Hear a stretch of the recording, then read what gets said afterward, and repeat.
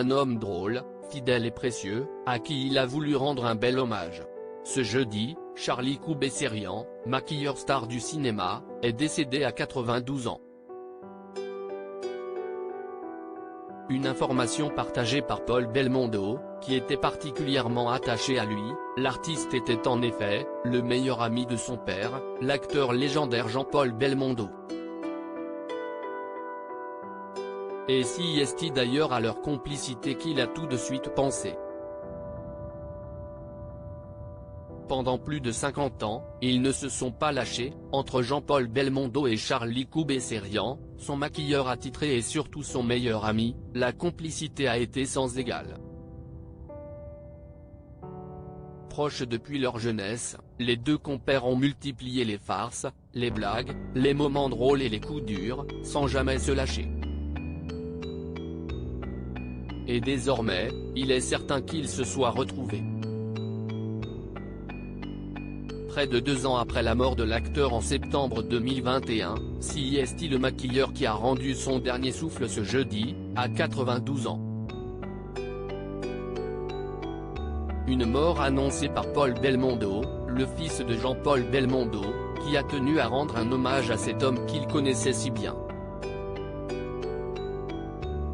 Les voilà réunis, qui étaient inséparables dans la vie et dans le travail, une fidélité d'une vie entière, a-t-il écrit en légende d'une photo du duo hilar.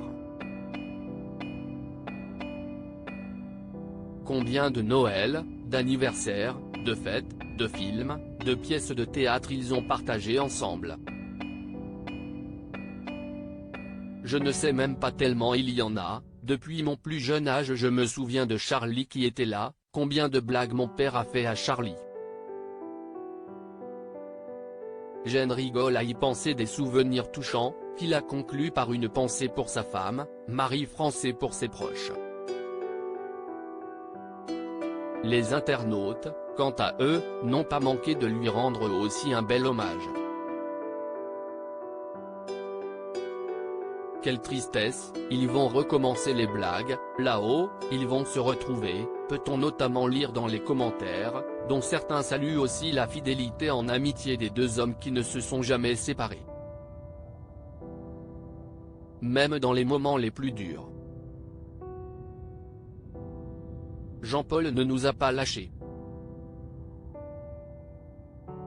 Il était tout le temps là, avait déclaré Charlie à la mort de son ami, dans une interview au Parisien.